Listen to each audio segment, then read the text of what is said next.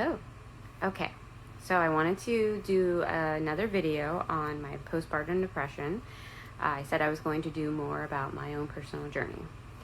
So on the day that my son was born, I'm not going to say exact birthday, he came out, and I looked at him and I thought, there he is.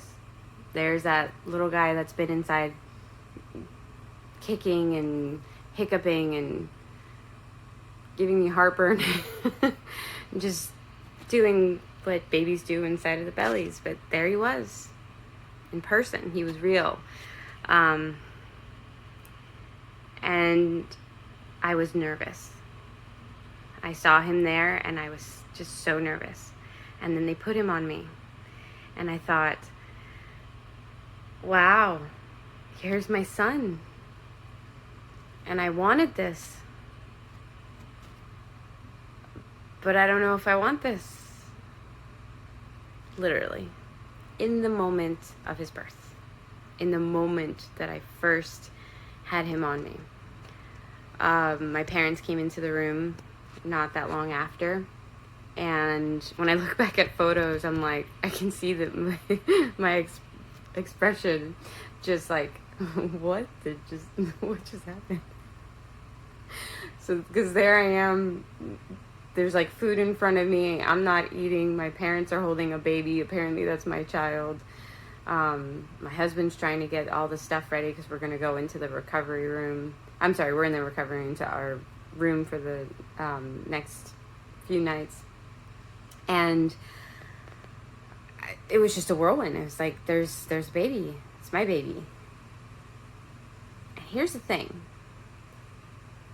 When he came out, and I wasn't as enthusiastic as I thought I was going to be, exactly in the moment, deep down, I knew something's wrong, but I didn't say anything.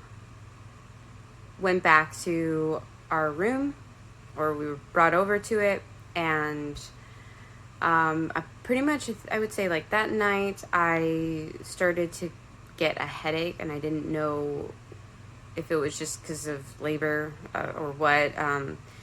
And I was trying to breastfeed, didn't really know what I was doing. I mean, he was latching and stuff, but it was definitely new. And this headache just kept getting worse and worse and worse. Long story short, turns out I had spinal headaches from the epidural. So I'm already not feeling too great about being a mom 24 hours into this. We're discharged because I begged to go home. I have these spinal headaches, which are basically the worst migraines that you'll ever have. And regular painkillers don't really do much. You can take painkillers, but I'm just trying to get more comfortable. It like makes it a little less painful versus making it go away. You have to have a lot of caffeine in order to suppress the pain. So I'm in so much pain physically. And then of course there's recovery pain in general. And again, there's my son, who I'm not really feeling as connected to. I'm holding him and stuff, and deep down I'm hoping that my husband will just take over more and just take him.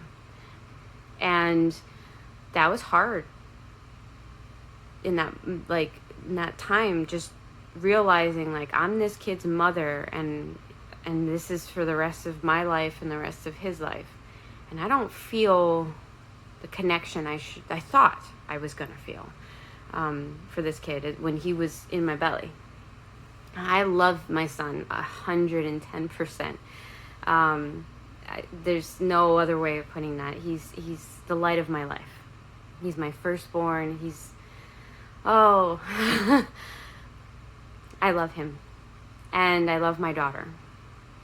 But when my son was born, I definitely wasn't in love right away.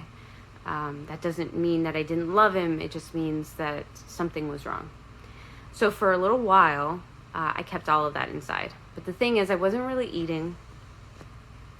I don't even know if I was crying. I mean, I don't think I cried at all, as a matter of fact. I think I just just was. It was like a day-to-day, I just wasn't connected. I didn't care about being a mom. I wanted to be me again. I wanted to go back in time. I didn't like the life I was living and I wanted to run away. I didn't run away, but I thought about it many, many, many times. It was a little bit later on that went to the doctor, admitted what I was feeling, and actually right before that I admitted that to my husband, and he was just like, I know. And it was great actually that he said that, because it was a moment of realization that he knew what I was going through. He knew that I wasn't okay, and he didn't pressure me to just be okay. And in a sense, it was his way of saying, I'm here, and I know, but we'll get through this. And those words were actually said too. When I talked to the doctor about how I was feeling, and I told her I did not want any sort of medication, she mentioned natural medication, and I went directly to the local drugstore and was able to find exactly what she told me to take, and I started taking that. But what really helped me after admitting it, after taking the time to figure out what I needed, was actually, it was two things. We went on a trip and I was with my son constantly, and it was like it forced me to get to know him and for him to get to know me truly. And it was like that bond finally really started to be created, and it was amazing because I love my son so much, and I feel so bad, like mom guilt, major mom guilt, that I ever wasn't bonded for a moment, or that I struggled with anything. But it wasn't my fault. It was just the way that my hormones were taking everything. But it was that, and my son and I started to go for walks outside in the sun, just to get out and breathe fresh air, and again, get that sun, vitamin D. And doing all of that actually helped a lot. It didn't make me better, like cure me. It made me feel okay again. It made me feel like I could be Kaitlyn again. Then I added Audible to it, because I was an avid reader before, and I was able to listen to books. So it's like I was able to find a new way to still be me, to still be okay, and be happy. It's actually in that time frame when I started to decide too, I'm not going to keep wearing makeup. I am okay with my hair being a little disheveled or curly as it naturally is. And if I decide to straighten it, I decide to straighten it. In other words, it wasn't about outward beauty anymore. It was about inward feelings and dealing with what I needed to deal with to continue to get through. I still deal with things today. And for a long time, GBRLIFE was put on hold because I just couldn't do it. I just couldn't put myself out there for others when I couldn't even admit to me. Because after my son was born and I was getting through this and we bonded and everything, I felt a lot better as a mom, but like I said, I wasn't cured. So I would kind of go into better places than worse places, and better places than worse places, and it still happens. And when I was pregnant with my daughter, I definitely was dealing with a lot more of those hormonal changes and stuff too, and I just didn't feel great either. So I made the decision to put everything on hold and take care of myself. And I think that's one of the most important things, mental health wise, that anybody could ever say to themselves. It's okay to take care of yourself. That's important. Our health is important, but that includes our mental health. And look, if you want to look at me and say, hey, there's a woman who had kids, who kind of stopped her world for a moment, but she came back. I'm back. I'm okay. I'm happy. I've got 2 beautiful children. and I'm actually really happy in my life now. And all that happened because I took a moment. So hopefully you got something out of my personal journey.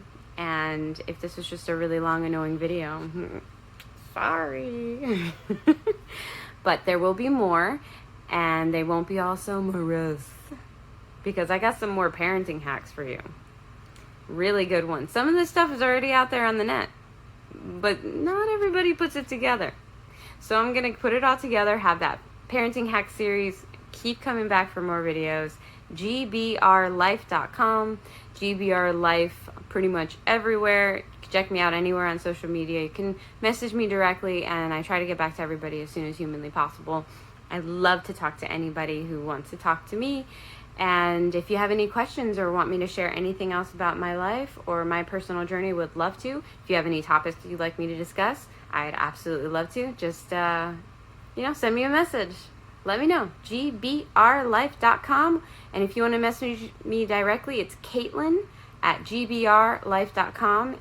And I will put that information on the description box below. Okay, bye. Talk soon.